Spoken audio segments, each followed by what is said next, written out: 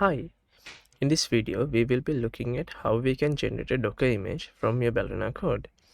Assuming you have Docker and all the other prerequisites installed, let's get started. Alright, in this tutorial we are going to write a simple resource function that serves a hello world message using Ballerina, and then we are going to create a container out of it.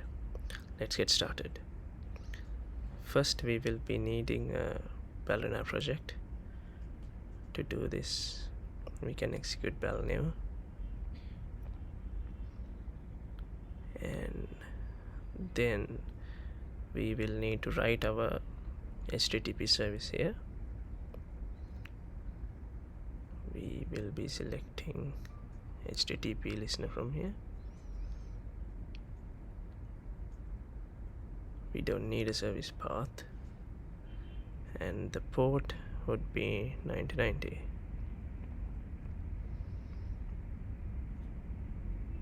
It will be a get endpoint, and the resource path will be say hello, and it will return a string.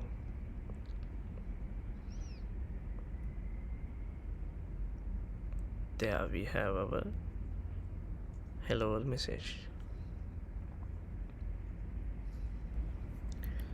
As you may have noticed, this is a plain Ballerina code and it does not contain anything related to Docker. The Code to Cloud plugin can be activated using the Cloud build option. By doing so, we can create the Docker container. You can do this by adding the ---- cloud flag into the bell command. This command will take some time as it's compiling the Ballerina application and also building the Docker image.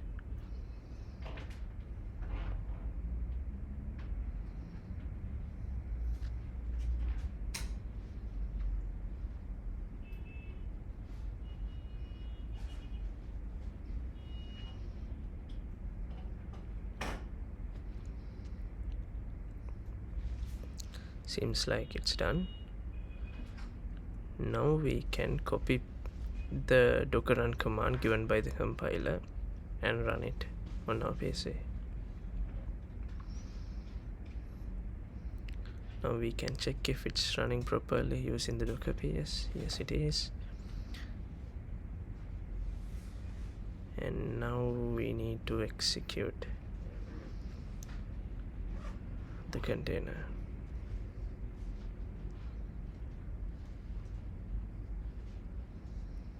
Seems like we have our hello world message printed out.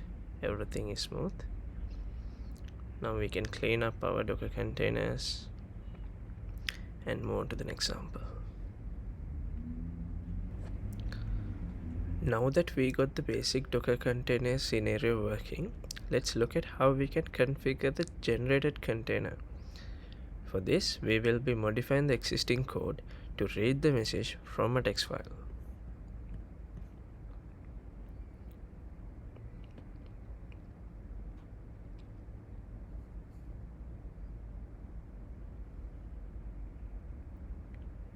First, we will be introducing a new variable for the message. Then we can concat that with the whole greeting. And we will need a file to read from. We're going to create that message.txt. We'll have the text docker there, and now we need to read it. For this, we can use the IO module to read this file as a string.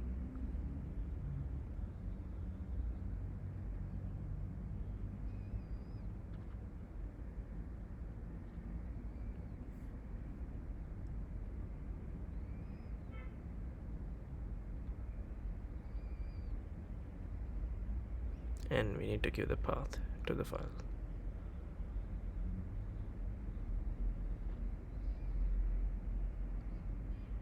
In case of error, it will return an error, so we need to check that.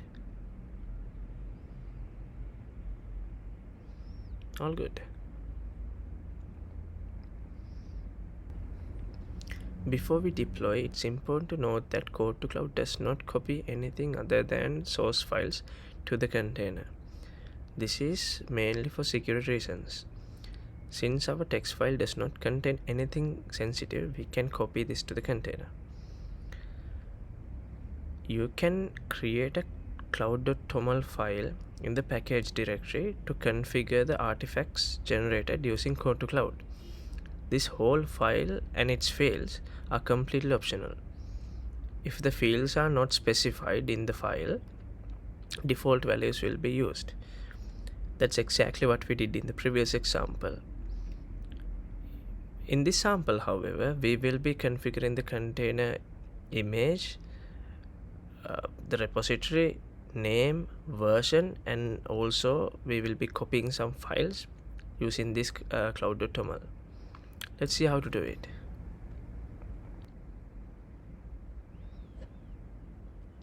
We need to create a cloud.toml file in the package directory first. Using this container copy files table, we can configure the files that we need to copy to the container. The source file, we have to give the file that we need to copy.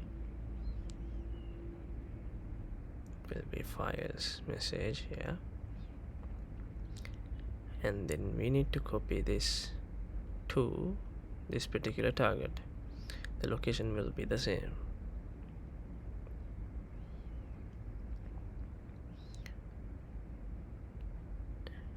And additionally, if you want to configure the name of the container, the repository, the version, and such things, you can use these particular fields to do that.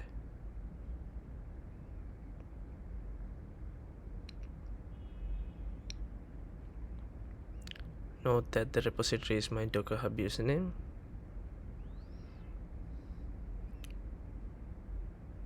We will be giving a specific name and a version. All good.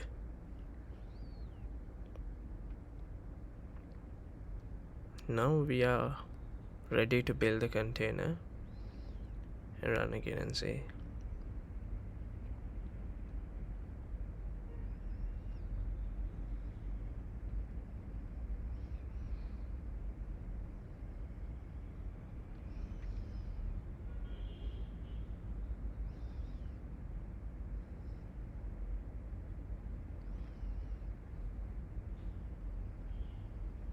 Alright, the compilation and the container is built. As we did the last time, we can copy paste this command and run. But note that the repository name and container name, version, and everything has changed now. Okay, the container is working properly. Now we can curl this and see if it's working as expected. We have the expected outcome. I think we can wind up now. See you in the next video.